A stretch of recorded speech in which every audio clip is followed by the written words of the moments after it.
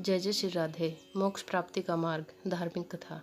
वैशाली नगर के एक बहुत बड़े राजा हुए, राजा हर्षवर्धन। राजा की ईश्वर पर बड़ी आस्था थी। राजा के पूर्वजों से यह बात चली आ रही थी कि उनके सभी पूर्वजों ने भक्ति का मार्ग अपनाकर मोक्ष प्राप्त किया है। मात्र एक ईश्वर भक्ति जैसा पुण्य कर्म करके मोक्ष को प्राप्त किया जा सकता है। किंतु राजा ने अपने जीवन काल में ऐसे कई दृश्य देखे थे जिस वजह से राजा के लिए इन तर्क रहित बातों पर ये विश्वास कर पाना मुश्किल था कि मात्र भक्ति से मोक्ष प्राप्ति हो सकती है। राजा इसी सोच की अधेड़ बुन में लगा रहता था। मैंने कई परम भक्त देखे, उनकी आत्माएं आज तक धरती पर क्यों भटक रही हैं? असल में सच्ची भक्ति का सही अर्थ क्या है? एक बहुत बड़े संत दुनिया भर का भ्रमण करते हुए वैशाली नगर पहुंचे। राजा तब जब यह बात पहुंची कि एक संत जो कि बहुत बड़े ज्ञानी महात्मा पुरुष हैं, वेदों का अच्छा ज्ञान है, उनका वैशाली नगर में आगमन हुआ है। राजा तुरंत संत को अपने महल में ले आया, खूब सेवा की। संत ने राजा से पूछा कि किसी बात को लेकर चिंतित जान पड़ते हो राजन? यदि कोई सवाल है मन में तो पूछ लो। राजन ने अपने सवाल संत जी के सामने रखते हुए कहा, हे ज्ञानी महात्मा, क्या ईश्वर भक्ति जैसे धर्म कर्म का रास्ता अपना कर मोक्ष प्राप्त कर पाना संभव है? ज्ञानी संत ने उत्तर दिया कि हे राजन, अगर हम सीधे तौर पर आपके प्रश्न का उत्तर दें तो आप उस उत्तर से कदाचित संतुष्ट प्राप्त नहीं कर पाओगे। सच्ची ईश्वर की भक्ति से मोक्ष प्राप्ति होती है। इस कथन में कितनी सत्यता है, यह जानने के लिए आपको संपूर्ण ईश्वर भक्ति को विस्तार से समझना होगा, क्योंकि संपूर्ण ईश्वर भक्ति ही आपको मोक्ष के द्वार तक लेकर जाती है। और संपूर्ण ईश्वर भक्ति का आधार है पुण्य कर्म। जितना अधिक आप जीवन में पुण्य कर्म करोगे, आपके मोक्ष प्राप्ति का मार्ग उतना ही आसान होता चला जाएगा। मोक्ष प्राप्ति का इतना सहज नहीं कि इसके लिए मन और इंद्रियों पर नियंत्रण रखना अति आवश्यक है। मोक्ष प्राप्ति का पहला नियम यही है कि अपने लोभ, मोह, वासना, घृणा, ईर्ष्या, क्रोध जैसे सभी विकारों पर विजय प्राप्त करना चाहिए, ताकि धर्म कर्म के मार्ग पर यह आपके लिए बाधा उत्पन्न न करे। हे राजन, हम हर धर्म कर्म हो सकता है, किंतु हर कर्म धर्म नहीं हो सकता।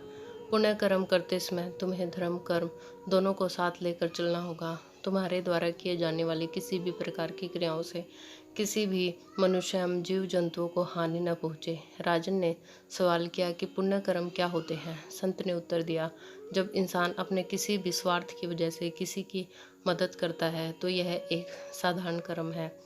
जब मनुष्य निस्वार्थ भाव से अपने या अपनों के लिए, जैसे कोई भी जान पहचान वालों के लिए सेवा मदद करता है, तो वह कर्म एक सद्कर्म कहलाता है। जब भी मनुष्य जीवन में अपनों के साथ साथ उन सभी मनुष्यों एवं जीवों के लिए निस्वार्थ भाव से सेवा मदद करता है तो वह पुण्य कर्म कहलाता है। जैसे किसी ऐसे इंसान की मदद कर देना या करते रहना कि जिससे उसका इंसानियत के सिवा और कोई रिश्ता ना हो, जिससे उसका कोई निजी स्वार्थ ना जुड़ा हो। घर के बाहर पशु पक्षियों के लिए दाना पानी रखना, चींटियों का आटा डालना, आवारा पशुओं की मदद, मुसीबत में फंसे किसी भी मनुष्य एवं जीव जंतुओं की मदद करना, यह सब पुण्य कर्मों का उदाहरण है। अतः पुण्य कर्म ही सबसे उत्तम कर्म माना गया है, लेकिन यह सब कुछ धर्म कर्म के साथ करना होगा। धर्म यानी परिवार, समाज और संसार के हर जीव प्राणी के प्रति अपनी जिम्मेदारियों को समझते हुए हर जिम्मेदारी की सच्ची निष्ठा से निभाना और हर कार्य को पूरी ईमानदारी से पूर्ण करना। बिना धर्म के पुण्य कर्म अधूरा है और बिना पुण्य कर्म के ईश्वर भक्ति कभी संपूर्ण नहीं हो सकती। अब रही बात ईश्वर भक्ति की, तो सच्ची भक्ति में बहुत शक्ति होती है। बड़े बड़े कार्य सफल हो जाते हैं, जीवन की मुश्किलों से उबरा जा सकता है। पूरी श्रद्धा भाव से ईश्वर की पूजा करना, कीर्तन भजन करना, माला जपना, हवन करना, धर्म यात्रा करना, सत्संग करवाना या सुनना, यह सब ही अच्छे कर्म माने गए हैं। ईश्वर की ऐसी भक्ति करने से जीवन में सुख, सुकून, समृद्धि की प्राप्ति होती है। जीवन मंगलमय हो जाता है। यानी भक्ति से बहुत कुछ प्राप्त किया जा सकता है, लेकिन मोक्ष और अमरता नहीं। लेकिन मोक्ष का रास्ता इसी भक्ति से होकर ही निकलता है, क्योंकि हर वक्त ईश्वर की भक्ति में डूबा रहने वाला इंसान अध्यात्म ज्ञान की प्राप्ति करने लगता है। अध्यात्म ज्ञान इंसान को बुरे कर्म और अधर्म करने से रोकती है, जिस वजह से मनुष्य के मन में सकारात्मक विचारों का ही जन्म होता है, जिससे वह पुण्य कर्मों की ओर अग्रसर होता है।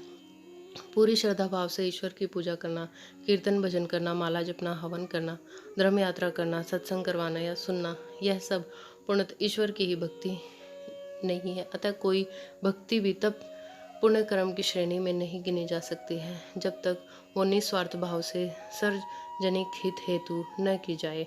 जबकि ईश्वर की सच्ची भक्ति सिर्फ यही तक सीमित नहीं होती, बल्कि भूखे को खाना खिलाना, प्यासे को पानी पिलाने से लेकर हर पुण्य कर्म करना ही संपूर्ण ईश्वर भक्ति कहलाता है।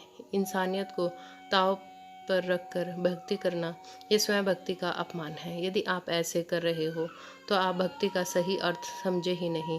सच्ची भक्ति इंसानियत से परे नहीं। यदि आपके अंदर यदि निस्वार्थ सेवा के भाव तक नहीं, तो आप अब तक सच्ची भक्ति के ज्ञान परिचित हैं और कोसों दूर हैं। बिना दान पुण्य और पुण्य कर्मों के ईश्वर भक्ति कभी संपूर्ण नहीं हो सकती है। सोच कर देखो, कोई भूखा प्यासा आपके द्वार से वापस लौट जाए, या फिर मंदिर की सीढ़ियों पर बैठे भूखे गरीब लोग आपकी ओर देखते रहें और आप उन्हें नज़रअंदाज करके मंदिर में ईश्वर को भोग लगाते फिरे तो क्या फ़ायदा।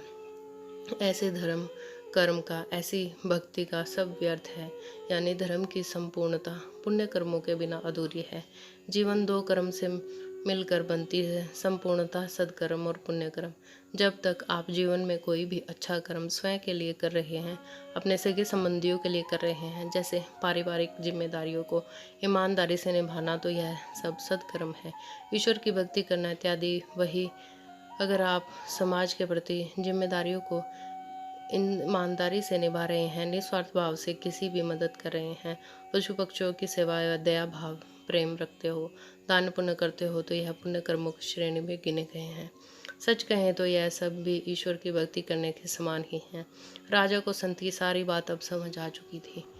उसी दिन से राजा पुण्य कर्म कमाने के लिए धर्म कर्म में जुट गया, यानी संपूर्ण ईश्वर भक्ति करने लगा। जय जय श्री राधे।